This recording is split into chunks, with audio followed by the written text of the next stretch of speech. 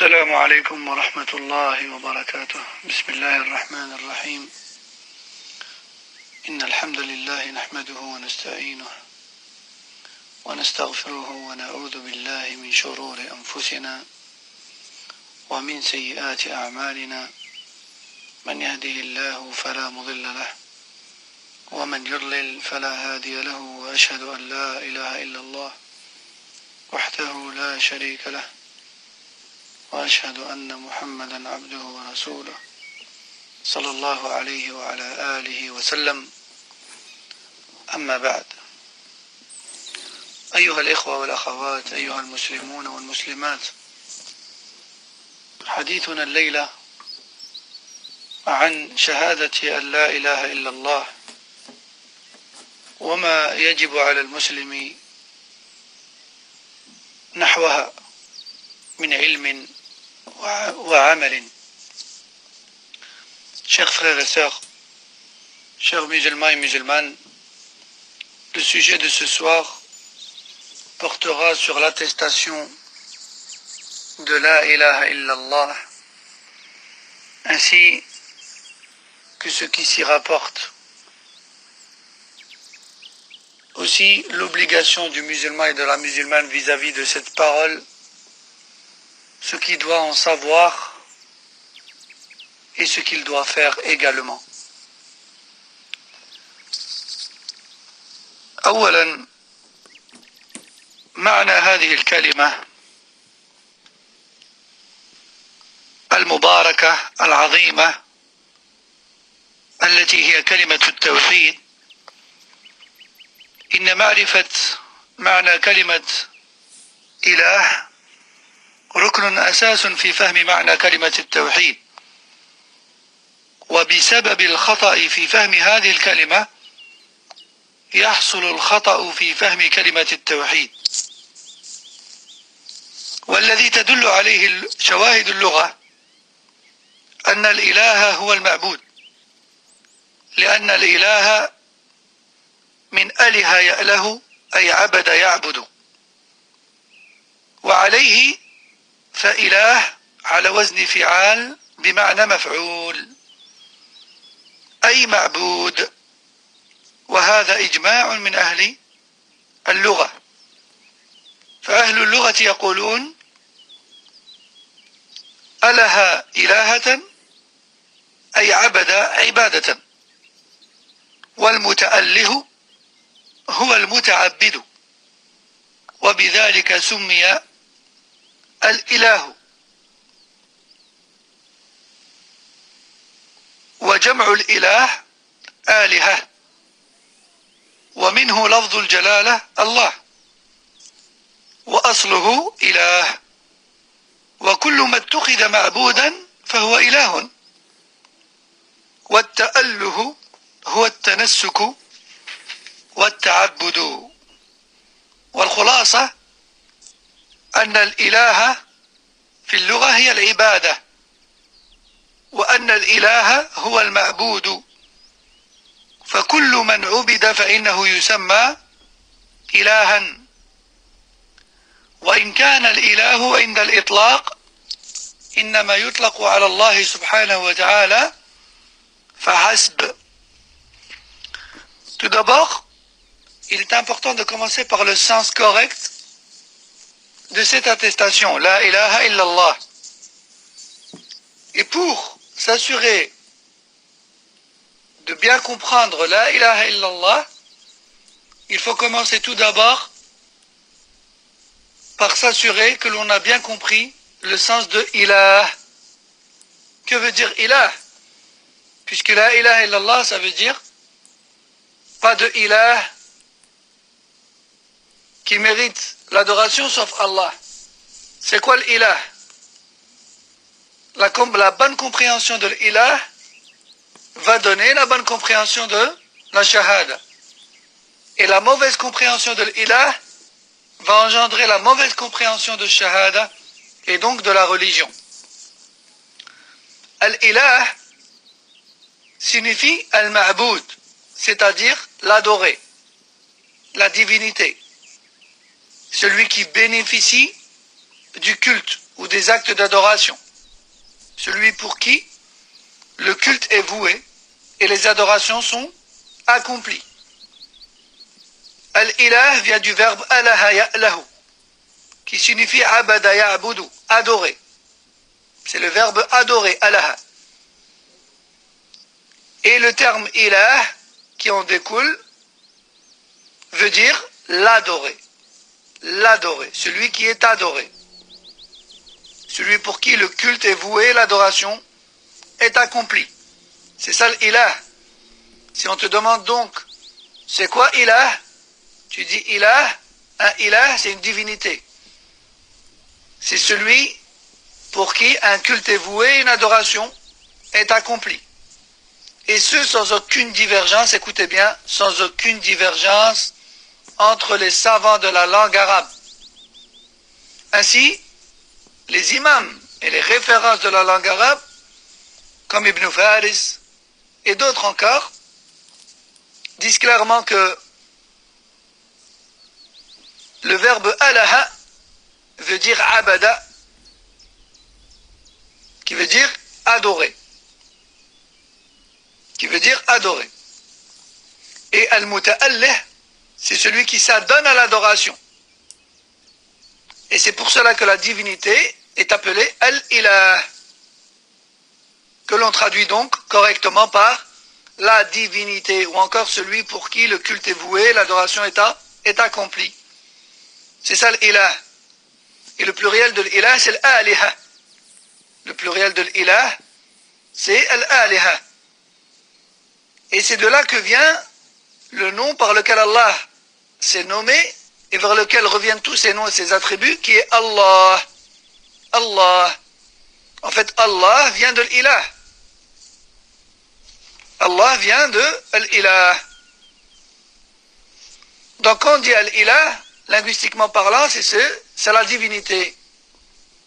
C'est celui pour qui le culte est voué.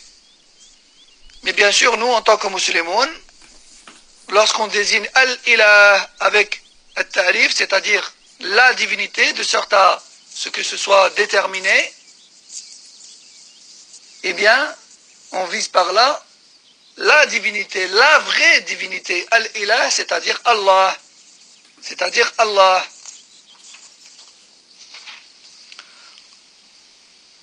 والمعبودات التي عبدت من دون الله هي آلهة لكونها عبدت وإن كانت في الحقيقة الحال وإن كانت في حقيقة الحال لا تستحق العبادة فهي آلهة ولكنها آلهة باطلة فهذا الوصف ثابت لها من وجه ومنفي عنها من وجه ثابت من جهة الواقع منفي من جهة الاستحقاق. قال شيخ الإسلام بن تيمية رحمه الله: وليس المراد هنا بالإله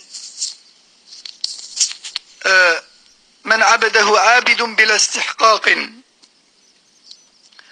فإن هذه الآلهة كثيرة ولكن تسميتها آلهة والخبر عنهم بذلك واتخاذهم معبودين أمر باطل. قال تعالى: إن هي إلا أسماء سميتموها أنتم وآباؤكم ما أنزل الله بها من سلطان. وقال تعالى: ذلك بأن الله هو الحق وأن ما يدعون من دونه هو الباطل.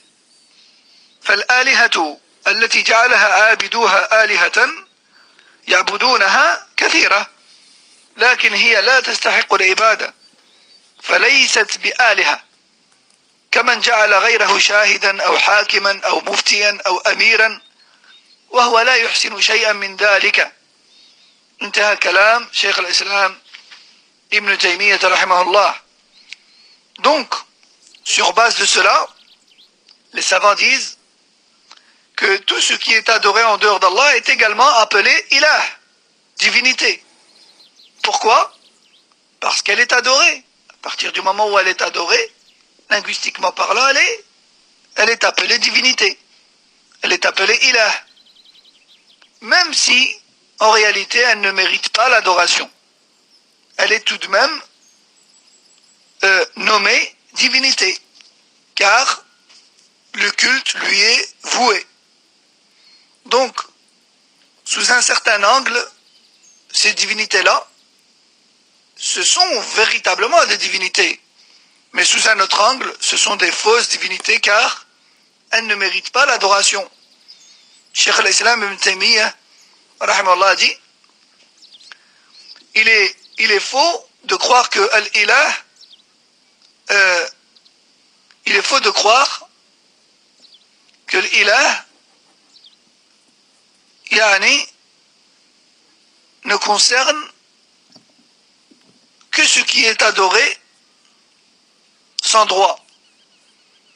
Plutôt, Al-Ilah, c'est un nom qu'on attribue à toute divinité, à toute personne ou toute chose pour qui le culte est voué. Mais leur droit ou non à cela, c'est autre chose. Allah Azza wa Jalla est adoré, c'est donc une divinité. Et autres que lui sont également adorés, ce sont également des divinités. Mais la seule et unique, véritable divinité qui mérite l'adoration, c'est Allah. Tabaraka wa ta'ala. Et c'est pour cela qu'Allah dit dans Sourate Les Étoiles, verset 23, ce qui a pour sens, ce ne sont que des noms que vous avez attribués à des divinités, vous et vos ancêtres. Allah n'a rien révélé de tel. Allah n'a jamais révélé une telle chose. Donc Allah tabaraka wa ta'ala a clairement blâmé les divinités qu'ils adorent en dehors de lui, et il les a réduites à des noms sans réalité. Et dans un autre verset, sourate le pèlerinage, verset 62, il dit également, ce qui a pour sens, ceci, car Allah c'est lui le vrai. Ceci dit, Allah c'est lui le vrai, c'est-à-dire c'est lui la véritable divinité. Tandis que ce qu'ils adorent en dehors de lui, ou ce qu'ils invoquent en dehors de lui, c'est le faux. Donc les divinités adorées sur terre sont très nombreuses. Mais cela ne veut pas dire qu'elles ne méritent pas d'être appelées ilah. Ce sont des ilah, ce sont des aliha. Mais ce ne sont pas des véritables aliha. Car l'unique et véritable ilah, c'est Allah subhanahu wa ta'ala. Cheikh al-Islam ibn Taymiyyah nous donne un exemple. Il nous dit, imaginez une personne que vous désignez mensongèrement aux yeux des gens comme étant témoin d'une scène, ou comme étant juge, ou comme étant mufti, ou comme étant émir et gouverneur, alors qu'il n'a pas les capacités de l'être. Il n'a pas les capacités de l'être. Il ne mérite donc pas ce statut. Il ne mérite donc pas ce statut. Eh bien, il en va de même ici. Fin de citation de la parole de Cheikh al-Islam, rahimahullah. ونأتي الآن إلى أهمية العلم بشهادة لا إله إلا الله. Voyons maintenant l'importance pour le musulman et la musulmane de connaître et de comprendre tout ce qui se rapporte à la ilaha illallah.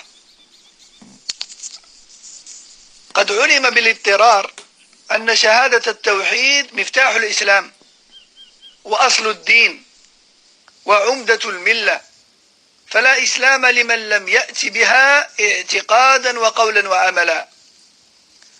ولا شك أن هذا لا يتحقق إلا بعد العلم بمعناها، وعليه فمن لم يعلم معناها ويتصوره فهو كالهادي أو النائم الذي لا يعقل ما يقول. وكل من عقل عن الله يعلم علما ضروريا أن المقصود من الشهادتين ما دلتا عليه من الحقيقة والمعنى وما اشتملتا عليه من العلم والعمل. وأما مجرد اللفظ من غير علم بمعناها ولا اعتقاد لحقيقتها فهذا لا يفيد العبد شيئا ولا يخلصه من شعب الكفر وفروعه. والمقصود أن من آكد ما يلزم المسلم العناية بفهم هذه الكلمة العظيمة ومعرفة مدلولها معرفة صحيحة، وهو ما سيأتي بيانه قريبا بعون الله. فأي علم ينفعه بعد إذا جهل معنى ما به نجاته وفلاحه. Il est connu que la ilaha illallah c'est la clé de l'islam. Pour entrer en islam, il faut prononcer la ilaha illallah. C'est la clé de l'islam. Et c'est la fondation même de la religion d'Allah, tabaraka wa ta'ala. Et c'est ce sur quoi repose la religion d'Allah, tabaraka wa ta'ala. Il n'y a pas d'islam pour celui qui n'atteste pas de la véracité de cette parole avec sa langue. Il n'y a pas d'islam pour celui qui ne croit pas en le sens de cette parole avec son cœur, tout en la prononçant avec sa langue et en mettant en application ce qu'elle engendre avec ses membres. Il n'y a aucun doute que celui qui la prononce sans en comprendre le sens et donc sans être capable de mettre en application ce qu'elle engendre, n'en a en vérité aucune utilité et n'en tire aucune utilité. Car il n'est possible de tirer profit de la ilaha illallah qu'après avoir compris son véritable sens. Celui donc qui dit la ilaha illallah mais qui ne comprend pas son sens et qui n'arrive pas à le visualiser et donc pas à l'appliquer est comparable à la personne qui a perdu la raison, qui s'est évanouie ou qui est en plein sommeil et qui ne se rend pas compte de ce qu'elle dit. Et qui ne se rend pas compte de ce qu'elle dit. Et quiconque a un minimum de raison, qui comprend la religion d'Allah, est censé savoir que le but de la shahada, c'est d'en comprendre le sens et d'en appliquer ce qui engendre, et non pas juste de la prononcer, de prononcer de simples paroles, bêtement. Car celui qui prononce la shahada sans la comprendre, et donc sans être capable d'appliquer ce qu'elle engendre, celui-là, elle ne lui sera d'aucune utilité, parce qu'elle ne va pas le sauver du shirk, et donc elle ne va pas le sauver du feu. En conclusion, il faut absolument que le musulman et la musulmane accordent suffisamment d'importance à cette parole, à son sens et à tout ce qu'elle engendre. Et elle engendre pas mal de choses. Il faut la comprendre correctement. Et c'est ce que nous allons tenter de faire, incha'Allah, à travers ces 2-3 cours, bi'idhnillah. Car si le musulman et la musulmane ne comprend pas le sens de cette parole qui est la base de la religion et la porte d'entrée, et ce qui lui permet d'être sauvé du feu, à quoi bon lui servira donc le reste de ses informations et de ses connaissances en islam? Eh bien strictement à rien. نأتي الآن إلى فضل هذه الكلمة. نأتي الآن إلى فضل لا إله إلا الله. قال الإمام ابن القيم رحمه الله: إن فضل لا إله إلا الله شيء لا يحيط به الفكر ولا يحصيه قلم ومهما قيل عنها فهو غيض من فيض بل نقطة من بحر فهي أصل الملة وأول الواجبات وأوجب المأمورات وكيف لا تكون كذلك وهي الكلمة التي قامت بها الأرض والسماوات وفطر الله عليها جميع المخلوقات وعليها أسست الملة ونصبت القبلة وهي محض حق الله على جميع العباد وهي الكلمة العاصمة للدم والمال والذرية في هذه الدار والمنجية من عذاب القبر وعذاب النار وهي المنشور الذي لا يدخل أحد الجنة إلا به والحبل الذي لا يصل إلى الله من لم يتعلق بسببه وهي كلمة الإسلام ومفتاح دار السلام وبها تنقسم الناس إلى شقي وسعيد ومقبول وطريد وبها انفصلت دار الكفر من دار الإسلام وتميزت دار النعيم من دار الشقاء والهوان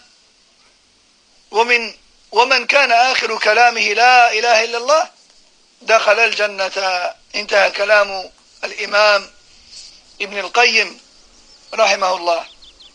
Imam Ibn al-Qayyim rahimahullah nous dit concernant les mérites de la ilaha illallah, les mérites de la ilaha illallah ne peuvent être cernés dans leur totalité et aucune plume ne serait capable de le retranscrire dans leur totalité. Et quoi que l'on dise concernant les mérites de cette parole, ce ne sera qu'une goutte dans l'océan, parce que cette parole, c'est la base et la fondation de la religion, et la plus grande des obligations. Et comment pourrait-elle ne pas l'être, alors que c'est la parole par la cause de laquelle les cieux et la terre ont été construites. Et c'est la parole pour laquelle Allah a créé tout ce qui existe. Et c'est la parole sur laquelle a été fondée la législation et la religion d'Allah, tabaraka wa ta'ala. C'est la parole pour laquelle Allah a légiféré une direction de prière. C'est la parole qui englobe tous les droits d'Allah sur ses serviteurs. C'est la parole qui permet d'être sauvé du châtiment de la tombe et du feu. C'est la parole sans laquelle l'accès au paradis est impossible. Cette parole, c'est le câble qui mène à Allah. Et seul celui qui s'y accroche parviendra à son agrément. Cette parole, la ilaha illallah, c'est la parole de l'islam. Et c'est la clé du paradis. La ilaha illallah, c'est la parole qui a divisé les gens en deux parties, les bienheureux et les malheureux, les accepter auprès d'Allah et les rejeter. Cette parole, c'est celle par laquelle Allah Jalla wa Ala a fait une frontière sur terre entre les terres d'islam et les terres de kufr. Cette parole, c'est celle par laquelle Allah Jalla wa Ala a distingué entre la demeure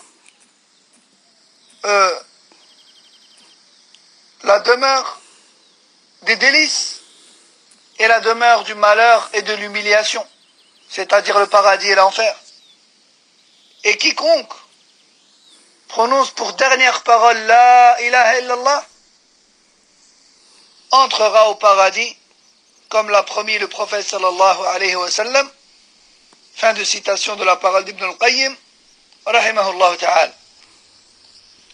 وقال الشيخ حافظ أحمد حكمي رحمه الله: لا إله إلا الله هي الكلمة التي أرسل الله بها رسله وأنزل بها كتبه ومن أجلها خلقت الدنيا والآخرة والجنة والنار وبها تؤخذ الكتب باليمين أو الشمال ويثقل الميزان أو يخف وعليها أخذ الله الميثاق وعليها الجزاء والمحاسبة وعنها السؤال يوم التلاق، وهي كلمة الشهادة ومفتاح دار السعادة، وهي أصل الدين وأساسه ورأسه وأمره وساق شجرته وعمود فسطاطه، وبقية أركان الدين وفرائضه متفرعة عن هذه الكلمة متشعبة منها مكملات لها مقيدة بالتزام معناها والعمل بمقتضاها. انتهى كلامه في معارج القبول. Un très grand savant qui s'appelle Hafid Hakami rahimahullah a dit: La ilaha illallah, c'est la parole pour laquelle Allah a envoyé tous ses messagers et pour laquelle il a révélé tous ses livres et pour laquelle il a créé cette vie d'ici-bas et la vie de l'au-delà. C'est pour la ilaha illallah qu'il a créé le paradis et l'enfer. Et c'est en fonction de la ilaha illallah que l'on recevra nos manuscrits dans la main droite ou la main gauche. Et c'est en fonction de la ilaha illallah que notre balance sera en notre faveur ou en notre défaveur yawm al-qiyamah. Et c'est en fonction de la ilaha illallah. Et c'est pour la ilaha illallah qu'Allah Jalla wa Ala a pris de la part de Adam et sa descendance un engagement, c'est-à-dire l'engagement de l'adorer seul, tabaraka wa ta'ala. Et c'est pour la ilaha illallah que le jugement et la rétribution se fera. Et c'est sur la ilaha illallah que l'on sera principalement questionné yawm al-qiyamah. La ilaha illallah, c'est l'attestation de foi et la clé du paradis et la fondation de la religion et la chose la plus importante dans celle-ci. La ilaha illallah, c'est le tronc. La ilaha illallah, c'est la base de la foi, comme est le tronc pour l'arbre. La ilaha illallah par rapport à la foi, c'est comme le tronc par rapport à l'arbre. C'est-à-dire, c'est ce qui le maintient. C'est ce qu'il y a de plus important en celle-ci. La ilaha illallah et sa mise en application est comparable au pieu qui maintient la tente. Si ce pieu venait à tomber, la tente s'écroulerait. C'est-à-dire la religiosité de la personne, l'islam de la personne. Comprendre la ilaha illallah et la mettre en application comme il se doit, c'est ce qui fait de toi un musulman et une musulmane. Si tu ne comprends pas la ilaha illallah, tu ne peux pas l'appliquer. Et tu ne peux pas délaisser ce qu'elle a contredit. Et tu ne peux pas te distinguer du kafir. Comprendre la ilaha illallah, c'est la plus importante des choses. Plus important que de faire la prière. Plus important que d'être véridique quand tu parles. Plus important que d'être bon envers toi.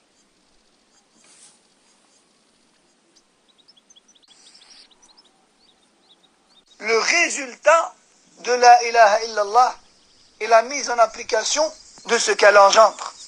Fin de citation de la parole de Hafid al-Hakami rahimahullahu ta'ala. وهذه الكلمة العظيمة هي أول أركان الإسلام وأعلى شعب الإيمان وأرفع مقامات الدين وأصل أصوله. قال صلى الله عليه وسلم: بني الإسلام على 5: شهادة أن لا إله إلا الله، الحديث. وقال صلى الله عليه وسلم: الإيمان 70 شعبة، وفي رواية 60 شعبة، فأفضلها قول لا إله إلا الله، الحديث. وأيضا هذه الكلمة صاحبها أسعد الناس بشفاعة النبي صلى الله عليه وسلم، فقد قال عليه الصلاة والسلام: أسعد الناس بشفاعتي من قال لا إله إلا الله خالصا من قلبه أو نفسه. حديث أخرجه البخاري في صحيحه. وهذه الكلمة أيضا هي أول ما يؤمر به من الدين لا غير. فلما أرسل النبي صلى الله عليه وسلم معاذا إلى اليمن قال له إنك تأتي قوما من أهل الكتاب فليكن أول ما تدعوهم إليه شهادة أن لا إله إلا الله الحديث. هذه الكلمة هي سبب الفلاح، كما قال صلى الله عليه وسلم قولوا لا إله إلا الله تفلحوا. أخرجه أحمد وجود إسناده الشيخ الألباني رحمه الله في صحيح السيرة. وهذه الكلمة هي أفضل الذكر وخير القول. قال صلى الله عليه وسلم خير ما قلته أنا والنبيون من قبلي لا إله إلا الله الحديث. هذه الكلمة هي سبب مغفرة الذنوب، هي سبب مغفرة الذنوب. قال صلى الله عليه وسلم ما من نفس تموت وهي تشهد أن لا إله إلا الله وأني رسول الله يرجع ذاك إلى قلب موقن إلا غفر الله لها. أخرجه أحمد وابن ماجه وحسنه الشيخ الألباني في السلسلة الصحيحة. أيضا هذه الكلمة هي سبب تثقيل الميزان كما في حديث البطاقة، وهي سبب دخول الجنة كما قال صلى الله عليه وسلم أشهد أن لا إله إلا الله وأني رسول الله لا يلقى الله بهما عبد غير شاك فيهما إلا دخل الجنة. أخرجه مسلم من حديث أبي هريرة رضي الله عنه. وأيضا هذه الكلمة هي سبب النجاة من النار كما قال صلى الله عليه وسلم لن يوافي عبد يوم القيامة لا إله إلا الله يبتغي بها وجه الله إلا حرم الله عليه النار. أخرجه البخاري. Parmi ce qui prouve également les mérites de cette parole, la ilaha illallah, nous avons par exemple le fait que ce soit le premier pilier de l'islam et le plus important de ceux-ci. C'est également le plus haut niveau de foi. Comme le prophète sallallahu alayhi wa sallam a dit, l'islam est bâti sur 5 choses. La première, la ilaha illallah. Et il a également dit, la foi est composée de 70 et des branches. Et dans une autre version, 60 et des branches. La plus haute et la meilleure d'entre elles, la ilaha illallah. Le fait de prononcer la ilaha illallah. Donc c'est le plus haut degré et la plus haute des branches de la foi.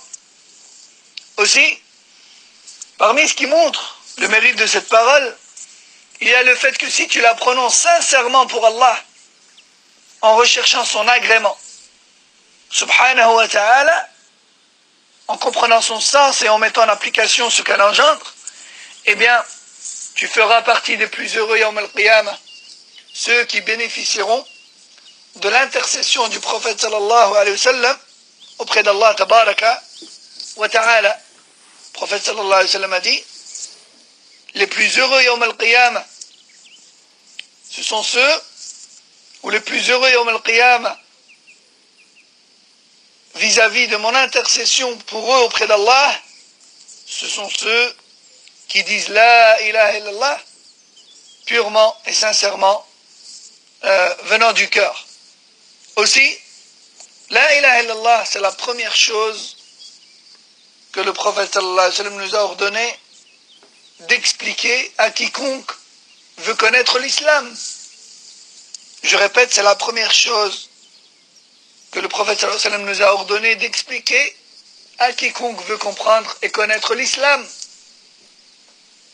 Lorsqu'il a envoyé Mu'adh ibn Jabal au Yémen, il lui a dit, tu vas aller à la rencontre d'un peuple qui fait partie des gens du livre, que la première chose donc à laquelle tu les invites soit la ilaha illallah. Point de divinité ne mérite l'adoration sauf Allah. Aussi, Cette parole, la ilaha illallah, c'est la cause de la réussite. Le prophète sallallahu alayhi wa sallam a dit, dites la ilaha illallah et vous réussirez.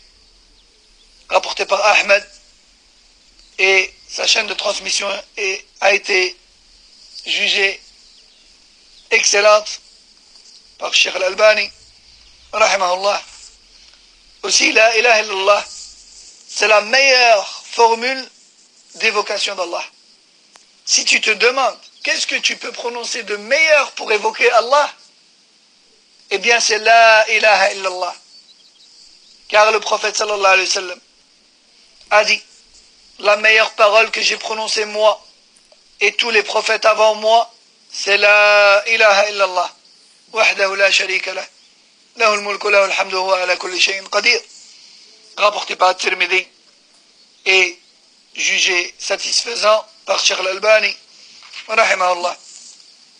Aussi, cette parole, c'est la cause même du pardon des péchés. Le prophète sallallahu alayhi wa sallam a dit, il n'y a pas une personne qui meurt tout en attestant que la ilaha illallah, point de divinité ne mérite d'être adoré sauf Allah, et que Mohammed est le messager d'Allah, sincèrement et purement pour Allah, sans qu'Allah ne lui pardonne ses péchés. Sans qu'Allah ne lui pardonne ses péchés. Rapporté par Ahmed, Ibn Majah, et jugé satisfaisant par Cheikh Al-Albani, rahimahullah ta'ala. Aussi, cette parole, elle permet d'alourdir fortement la balance en notre faveur, Yawm al-Qiyamah, comme le prophète sallallahu alayhi wa sallam nous a raconté l'histoire de cet homme qui viendra Yawm al-Qiyamah et qui sera exposé face à Allah tabarak, qui sera exposé à Allah subhanahu wa ta'ala, non pas face à Allah mais à Allah, car Allah reste toujours en hauteur au-dessus de toute créature tabarak wa ta'ala.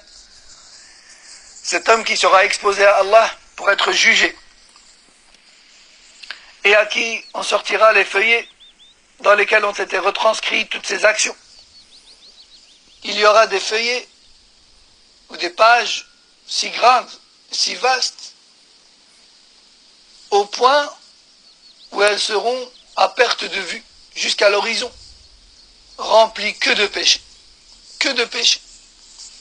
au point où cet homme sera convaincu qu'il est voué au péril et à l'échec le plus total. Et Allah Jalla wa Ala lui dira, penses-tu que tu as aujourd'hui une bonne action qui te sauvera? Et cet homme dira, non, aujourd'hui rien ne peut me sauver face à tout ça. Et Allah Jalla wa Ala lui dira bien sûr que si. Et Allah Tabarak wa Ta'ala ordonnera aux anges d'apporter une carte sur laquelle sera retranscrit une parole, une seule parole, qu'il a prononcée purement pour Allah et sincèrement avant de mourir. Et cette parole, c'est la ilaha illallah. Et lorsque cette parole ou cette carte sera déposée de l'autre côté de la balance, donc d'un côté il y aura ces feuillets et de l'autre côté cette carte, la ilaha illallah, l'ensemble des feuillets s'envolera et sera réduit à rien. C'est-à-dire que la ilaha illallah, cette parole qu'il a prononcée, cette unique hasana qui sera dans sa balance, pèsera plus lourd que tous les feuillets et l'emportera sur tous ses péchés. Aussi, parmi les mérites de la ilaha illallah, il y a le fait qu'elle permet d'accéder au paradis. Et c'est déjà beaucoup. Le prophète sallallahu alayhi wa sallam a dit, je témoigne et j'atteste que rien ni personne ne mérite d'être adoré sauf Allah, et que je suis le messager d'Allah. Nul parmi les gens ne rencontre Allah avec une telle attestation en n'ayant aucun doute dessus sans entrer au paradis. Sans entrer au paradis. rapporté par Muslim. Donc si cette parole n'avait pour mérite que de faire entrer au paradis, ce serait déjà amplement suffisant. Pourquoi? Car le paradis c'est le but de tout mu'min. Et c'est pour cela qu'on œuvre chaque jour, du matin au soir, que ce soit en accomplissant les obligations et recommandations, ou que ce soit en délaissant les interdits ou les choses déconseillées, pour plaire à Allah tabarak wa ta'ala. Le but c'est quoi? C'est d'entrer au paradis et d'être épargné du feu. Parmi les mérites de la ilaha illallah, il y a justement le fait qu'elle préserve du feu. Le prophète sallallahu alayhi wa sallam a dit: quiconque dit la ilaha illallah purement pour Allah et sincèrement pour sa face, Allah interdit au feu de l'enfer de le toucher. Allah interdit au feu de l'enfer de le toucher. Que cela soit directement s'il n'avait aucun manquement au moment de la mort, ou bien éternellement, c'est-à-dire qu'il n'y sera pas éternellement, s'il avait des péchés pour lesquels il devra être purifié, mais au final, il finira tout de même au paradis. Donc lorsque le prophète sallallahu alayhi wa sallam nous dit que Allah interdit au feu quiconque dit la ilaha illallah, il veut dire par là, il interdit au feu quiconque avait le tawhid le plus complet de le toucher ne fût-ce qu'une fois, et il interdit au feu de le brûler éternellement s'il avait des péchés, mais qu'il était tout de même monothéiste. قال شيخ الإسلام ابن تيمية رحمه الله، وانتبهوا معي لهذا الكلام العظيم: هذه الأحاديث إنما هي في من قالها ومات عليها كما جاءت مقيدة، فإنه قد تواترت الأحاديث بأنه يخرج من النار من قال لا إله إلا الله وكان في قلبه ما يزن شعيرة وما يزن خردلة وما يزن ذرة، بل كثير ممن يقول لا إله إلا الله يدخل النار أو أكثرهم ثم يخرج منها. وتواترت الأحاديث بأنه يحرم على النار أو يحرم على النار من قال لا إله إلا الله ومن شهد أن لا إله إلا الله وأن محمد رسول الله، ولكن جاءت مقيدة بالإخلاص واليقين وبموت عليها، فكلها مقيدة بهذه القيود. وأكثر من يقولها لا يعرف الإخلاص ولا اليقين، ومن لا يعرف ذلك يخشى من أن يفتن عنها عند الموت فيحال بينه وبينها. فالذي قالها بيقين وصدق تام إما أن لا يكون مصرا على سيئة أصلا، أو يكون توحيده المتضمن لصدقه ويقينه رجح حسناته. والذين دخلوا النار قد فات فيهم أحد الشرطين: إما أنهم لم يقولوها بالصدق واليقين التام المنافي للسيئات أو لرجحانها على الحسنات، أو قالوها واكتسبوا سيئات رجحت على حسناتهم فضعف لذلك صدقهم ويقينهم فلم يقولوها بعد ذلك بصدق ويقين يمحو سيئاتهم أو يرجح حسناتهم. انتهى. Écoutez, chers frères et sœurs, cette parole du Cheikh al-Islam ibn Taymiyyah, rahimahullah, qui est une parole énorme en sens, qui éclaircit beaucoup de choses qui passent inaperçues aux yeux, malheureusement, de la plupart des musulmans. Et tel est le but de ce genre d'assises. Cheikh al-Islam ibn Taymiyyah, rahimahullah ta'ala, donc le but de ce genre d'assises, c'est justement d'apprendre, de mettre donc la lumière sur les subtilités de l'ilm pour pouvoir faire partie des meilleurs, incha'Allah, auprès d'Allah tabaraka wa ta'ala, et de faire partie des gens de la lumière et non pas des ténèbres, de la clairvoyance et non pas des gens aveugles. Cheikh al-Islam Ibn Taymiyyah rahimahullah nous dit, tous ces hadiths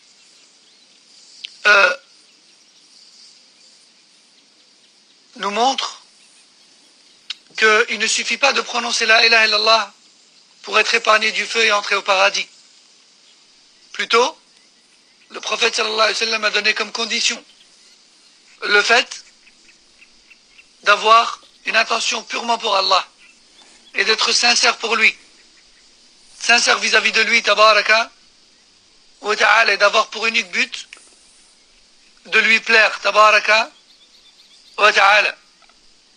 Néanmoins, malgré cela, beaucoup de gens, et même la plupart des gens, malheureusement, disent la ilaha illallah et mériteront tout de même un passage en enfer. Pourquoi? Car beaucoup de gens ne comprennent pas ce qu'est al-ikhlas, la pureté de l'intention et la sincérité vis-à-vis d'Allah tabaraka wa ta'ala. Et beaucoup de gens ne savent pas ce qu'est la certitude en cette parole et l'absence du moindre doute concernant cette parole. Et à cause justement du manquement dans la sincérité et la pureté de l'intention, et à cause du manquement dans la certitude, beaucoup de musulmans malheureusement sont éprouvés à la fin de leur vie et ne parviennent même pas à la prononcer. Pourquoi? Car ils n'avaient pas un niveau de certitude et de sincérité suffisant. Car ils n'avaient pas un niveau de certitude et de sincérité suffisant. Pourquoi? Car ils commettaient des péchés. Car ils commettaient des péchés. Et ces péchés-là, eh bien, ils ont affaibli petit à petit leur certitude et leur sincérité vis-à-vis d'Allah tabaraka wa ta'ala.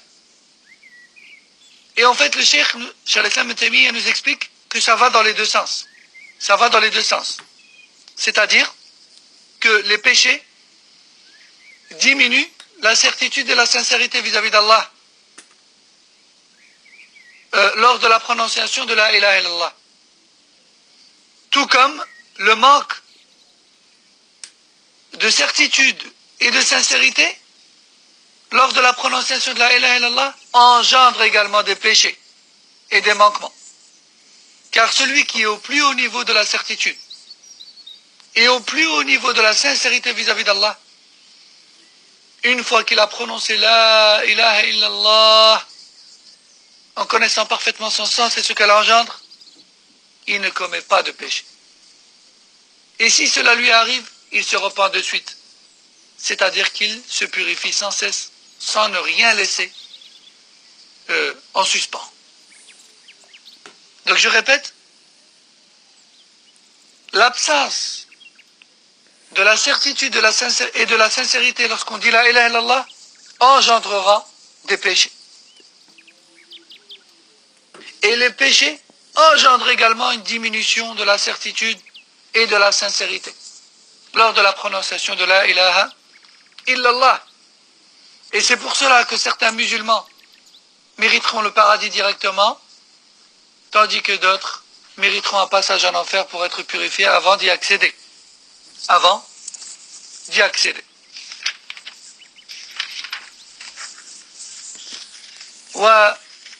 ونختم بمعنى لا إله إلا الله وبعض الأدلة على ذلك.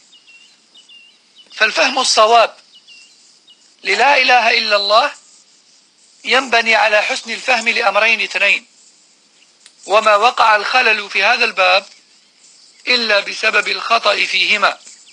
الأول معنى لا إله إلا الله، الأول معنى الإله، الأول معنى الإله، والثاني خبر لا المقدر، خبر لا المقدر. وقد تجلى سابقا أن معنى الإله هو المعبود، وأن خبر لا المقدر هو حق، وعليه فالحق الذي لا ريب فيه أن معنى لا إله إلا الله أي لا معبود بحق، أو لا معبود حق إلا الله. والمراد من هذه الشهادة البراءة مما يعبد من دون الله، وإفراد الله بالعبادة. وتوضيح ذلك أن لا إله إلا الله جملة مكونة من جزئين يطلق عليهما أهل العلم الركنين، وهما النفي والإثبات. فلا إله نفي، وإلا الله إثبات. لا إله إلا الله نفي للعبودية عما سوى الله، وإلا الله إثبات لها لله وحده لا شريك له. Donc, sur base de tout ce qu'on a vu tout à l'heure, on peut conclure en disant que le véritable sens de la ilaha illallah ne peut être saisi que si l'on a bien compris deux choses. La première, le sens de l'ilah. L'ilah, c'est la divinité, et non pas le Dieu, et non pas le créateur. L'ilah, c'est la divinité, c'est l'adoré. C'est celui pour qui le culte est voué. Et la deuxième chose qu'il faut absolument bien comprendre, c'est la partie sous-entendue qui se trouve entre pas de divinité et entre sauf Allah. Et ce sous-entendu, c'est en droit d'être adoré. En droit d'être adoré. Parce que si on prend textuellement la ilaha illallah, en surface et à vue d'œil, et dans une traduction, comment on dit, si on la traduit mot à mot, ça donne pas de divinité sauf Allah. Mais c'est faux, parce qu'il existe beaucoup de divinités. Donc on ne peut pas dire qu'il n'existe de divinité sauf Allah. Parce que cela reviendra à dire que tout ce qui est adoré sur terre, c'est Allah. Et c'est faux. Donc le sous-entendu, c'est mérite d'être adoré. Pas de divinité qui mérite d'être adorée, sauf Allah. Et d'où on a tiré cette subtilité, ce sous-entendu? Quelle est la preuve? La preuve, c'est la parole d'Allah, tabaraka wa ta'ala, dans Surat al-Hajj, verset 62. Ceci car Allah, c'est lui le vrai. Et tout ce qu'ils invoquent et adorent en dehors de lui, c'est le faux. Donc le but de cette attestation, c'est de se désavouer totalement de tout ce qui est adoré et vénéré en dehors d'Allah tabaraka wa ta'ala, et d'affirmer et de vouer le culte pour Allah seul tabaraka wa ta'ala. Enfin, je conclus en disant que les savants disent que cette parole la ilaha illallah est composée de deux piliers. Le premier pilier, c'est la ilaha, et le deuxième pilier, c'est illallah. La ilaha, le premier pilier, c'est le rejet de tout ce qui est adoré. Pas de divinité. Je ne reconnais aucune divinité. Je rejette toute divinité. Tout ce qui est adoré. Deuxième pilier, illallah, sauf Allah. Je ne reconnais l'adoration que d'Allah, seul, sans associé. Tabaraka wa ta'ala. Wa ila huna نتوقف إن شاء الله، ونرجع غدا بإذن الله تعالى إلى ما تبقى من حديث في هذه الكلمة العظيمة إن شاء الله. Ici on va s'arrêter بإذن الله pour aujourd'hui, et je vous donne rendez-vous demain à la même heure pour ce qui reste à dire sur cette noble parole. سبحانك اللهم وبحمدك أشهد أن لا إله إلا أنت أستغفرك وأتوب إليك، وصلى الله وسلم على نبينا محمد وعلى آله وصحبه أجمعين والسلام.